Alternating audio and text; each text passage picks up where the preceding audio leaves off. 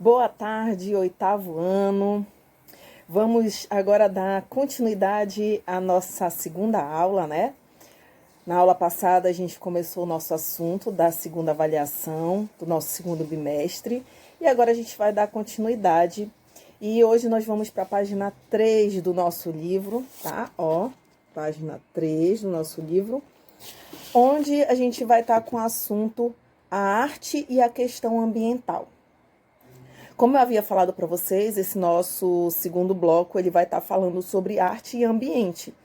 Então a gente vai estar o tempo todo observando de que forma a arte ela pode contribuir para a preservação do ambiente em que a gente vive, tá bom? E aí nós temos hoje não só imagens, né, como de comum, como é o comum nas nossas aulas, de a gente ter na primeira página muitas imagens. A gente hoje tem um texto falando sobre o que seria essa arte na questão ambiental. E nós vamos ter algumas palavras para pesquisar no nosso glossário, naquele livrinho que veio junto com o teu livro de arte, tá?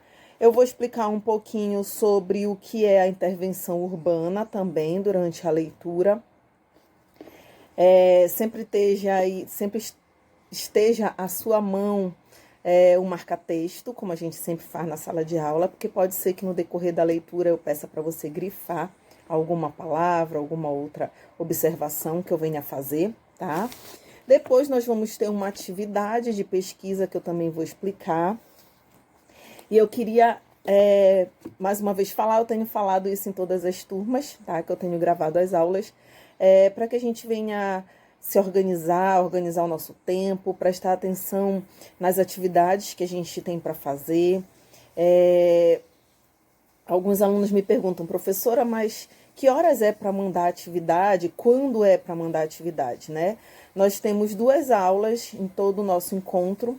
Nós temos um bom tempo de aula e a videoaula ela não gasta todo esse tempo que a gente tem disponível. Então, uma dica para vocês, para que a gente não venha se atrasar nas atividades, isso não fique difícil nem para a professora na correção e muito menos para vocês, que vai acumular trabalhos de outras disciplinas, para que a gente venha procurar fazer as atividades nos momentos das aulas. Caso aconteça alguma coisa, você esteja usando o celular do seu pai, da sua mãe, né? E aí, de repente, às vezes você só vai ver quando eles chegarem do trabalho, em casa. Então, você pode estar mandando em um outro horário, tá? Mas vamos evitar, quem puder e estiver assistindo a aula no momento em que a aula realmente está acontecendo, que a gente possa ter esse cuidado e procurar fazer as atividades e mandar as atividades, porque tem alunos que ainda não me mandaram a atividade da aula passada, tá? Então isso já vai acumulando e não é esse o propósito da gente nesse momento. Vamos colocar em dias, tá? Eu sei que vocês conseguem, vocês podem, tá? Vamos só nos organizar. Lembrando também do nosso horário, tá? Vou falar mais uma vez. Professora Ciana dorme, mesmo que não durma também, eu preciso cuidar das minhas coisas, né? No horário da noite, de madrugada não é horário de mandar mensagem, tá, gente? E a professora também almoça, então vamos procurar evitar mandar as mensagens nesses momentos. Ou se por algum motivo você não tiver como e mandar nesse momento, não fique mandando várias interrogações, querendo que a professora responda naquela mesma hora, tá bom, gente? Isso é só uma observação para que a gente possa interagir da melhor forma possível. Então, cuidado com os horários. Horário de almoço, madrugada, finais de semana, tá bom? Eu sou professora de vocês, estou disponível para tirar qualquer dúvida que vocês tenham, mas a gente precisa ter esse cuidadozinho aí com a questão do horário, tá bom? Então, eu mando mensagem às vezes fora de horário, mas eu sei que aquela pessoa ela não tem obrigação de responder naquela hora, que ela pode estar fazendo outra coisa, pode estar ocupada. Então, eu aguardo a pessoa ver a mensagem e me responder. Então, não é o problema de mandar em si, o problema é que mandam e ficam em um monte de interrogaçãozinha lá querendo que a professora responda logo, tá bom? Então, eu vou sempre estar respondendo as dúvidas de vocês, mas dentro do horário que seria o nosso horário até da escola, que é de 7 ao meio-dia, e de 2 horas até às 5, 6 horas da tarde, Eu respondo até 7, porque tem turmas que eu tinha aula até 7 horas da noite, tá bom, gente? Mas depois disso eu já fica um pouquinho mais difícil, porque eu também tenho a minha vida, minhas questões pessoais, tá bom? Queria só esclarecer isso antes da gente iniciar a nossa aula. Eu espero que esteja tudo bem com vocês, eu espero que vocês estejam conseguindo assimilar e aprender. E vamos tentar melhorar cada vez mais as nossas aulas, tá bom? Vamos lá para o nosso texto. Lembrando, nosso assunto de hoje, a arte e a questão ambiental. Aí o nosso texto diz assim: o grito de alerta da arte. Acompanhem comigo, tá? No livro de vocês. Mais que encantar o olhar, muitas vezes a arte divulga uma boa causa. Existem artistas, por exemplo, que se expressam com o objetivo de chamar a atenção da população para um problema comum. Esse tipo de manifestação pode atuar na valorização dos espaços públicos, como também na conscientização da sociedade. É o caso de alguns artistas contemporâneos que criam maneiras pouco convencionais de atrair os olhares de quem circula pelas ruas. Aí a gente vai aqui ver a instalação de Eduardo Surur, tá? É um artista, tá bom? E aí o nome dele tá grifado porque você vai procurar sobre ele lá no glossário, tá? Eduardo Surur criou uma instalação, que também está grifado esse nome. Você vai ver o que é instalação. A gente até já deu aula, já teve uma explicação sobre o que é instalação, mas eu quero que você vá lá no glossário, grife essa palavra, relembre ela, tá bom? E mande a foto para mim dessas palavras que você vai grifar, tá legal?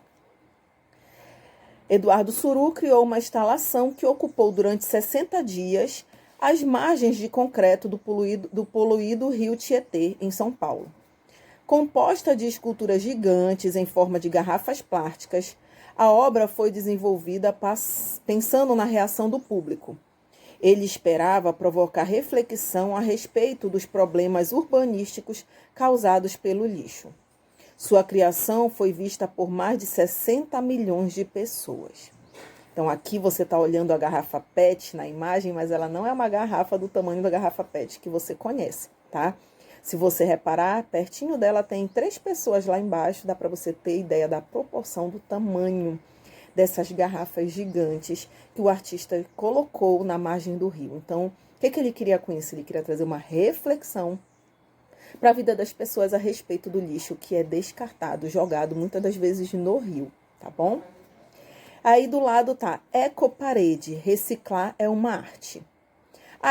O ecoparede, tá, gente, está grifado também, então você vai achar o significado dessa palavra lá no glossário, tá bom?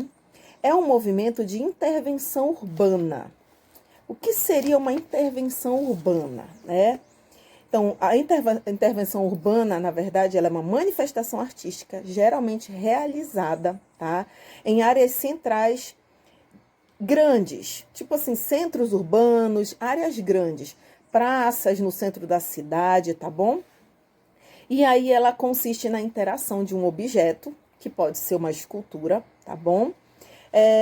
Que já existe um objeto que alguém leva para aquele lugar, né? E ele interage com o ambiente que está ali. Digamos, eu vou pegar uma escultura e vou levar para um espaço público, para uma praça, né? No centro urbano, no comércio, seja lá onde for, mas numa área onde ela seja bem abrangente, tá? Não é uma área escondida, seria uma área com uma visibilidade maior, tá? E ela tem como objetivo colocar esse objeto em questão para trazer uma percepção acerca daquele objeto. Então, assim como tá as garrafas PET gigantes na margem do rio Tietê, assim nós podemos fazer em outras áreas urbanas, né? E levar as pessoas a perceberem de que forma esse objeto ele está interagindo naquele lugar. E aí ela une arte, tá? E educação ambiental. Então, essa intervenção urbana ela é uma forma de educar a população, educar o indivíduo acerca da importância de se preservar o meio ambiente, tá? Esse projeto foi desenvolvido em alguns parques da cidade de São Paulo, onde foram espalhados depósitos de lixo reciclável sob a forma de uma casa chamada ecobase. Cada depósito foi equipado com 2 coletores, um para descartar vidro e outro para depósito de papel, plástico e metal. As ecobases foram decoradas com reproduções de obras de grafiteiros e artistas plásticos, para incentivar a reciclagem e sensibilizar o público sobre o correto destino do lixo. Uma ecobase tinha 2,2 metros de altura por 1,2 metro de largura, com capacidade para 1.000 litros de resíduos. Então, é como se você fizesse uma lixeira, tá? Essa ecobase que está aí no seu livro, na foto, na verdade não deixa de ser uma lixeira, onde, de certa forma, usaram a arte para que ela chamasse mais atenção, tá? Então, se usou a questão do grafite na decoração, na pintura, tá? E a importância de se separar o lixo, que é algo que nós ainda não temos esse costume, né? Na minha casa, eu tento separar a questão das garrafas PETs, né, das garrafas de vidro, quando o lixeiro passa, então ele leva a sacola diferente, né? Na verdade, também nós temos aqui onde eu moro a questão da cooperativa, e eles passam, se eu não me engano, 2 vezes na semana recolhendo esse tipo de material. Então tem gente que já guarda esperando aquele dia. Como eu mesmo não gravo o dia, eu acabo deixando em sacolas separadas e acaba que ou o lixeiro ele leva na sacola separada ou a cooperativa passa e leva também a questão do lixo que é reciclável, que aí envolve vidro, garrafa, só que a gente procura não misturar com o lixo comum da casa, tá?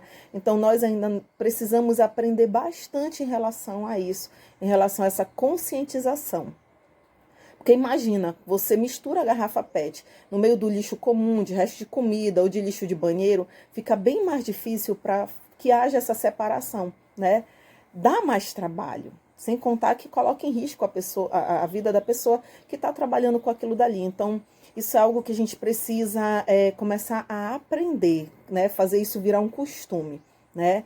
E aí, como eu falei para vocês na aula passada, eu procuro trabalhar em arte muito com esse material, para evitar que ele seja desperdiçado, para evitar que ele acumule, que ele vire cada vez mais o lixo que a gente sabe que não vai se desfazer com tanta facilidade, né? Plástico, vidro, isso não vai se desfazer assim do nada, né? Diferente de um papel.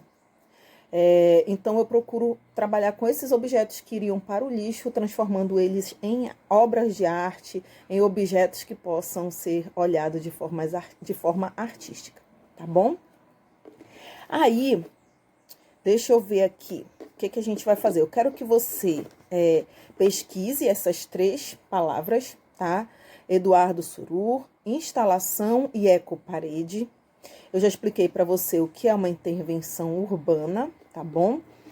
E aqui na nossa página 4, nós vamos ter uma atividade, tá? Em relação a esse nosso assunto. Eu queria lembrar vocês mais uma vez que as nossas páginas de atividade, ela tem um espaço onde diz nome do aluno, turma e data. Alguns alunos estão esquecendo de preencher essa parte e quando mandam uma foto para mim, muitas das vezes eu nem sei quem é o aluno. Então, vamos procurar lembrar quem é você, né? Para a professora também ficar mais fácil, tá bom? Então, escreva aí no espaço o nome do aluno, escreva o seu nome de caneta, coloque a sua turma e a data de hoje da atividade, para que você, quando tirar a foto para me enviar, eu possa te identificar melhor, tá bom? Lembrando que todas as nossas atividades, elas valem ponto, né? Vocês já sabem disso, já conhecem a metodologia da professora Ciana.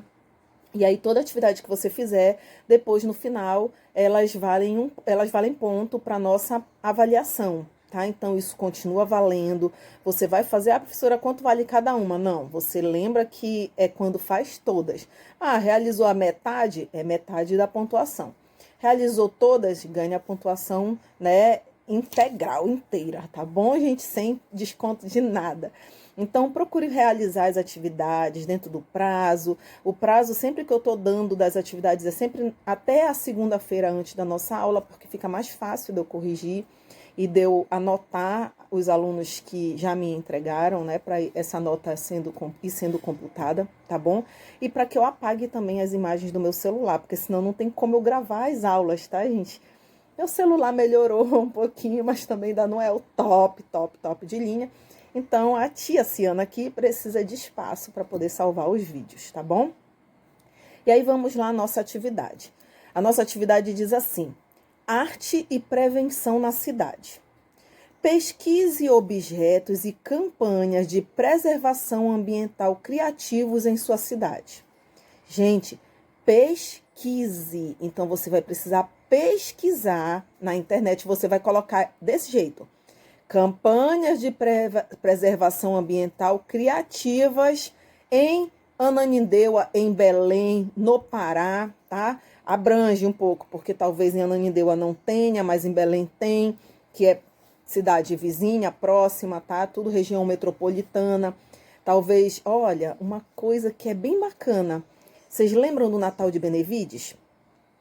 Eu nem sei se ainda tem, né, o Natal de Benevides, porque tinha acabado, eu não sei se voltou.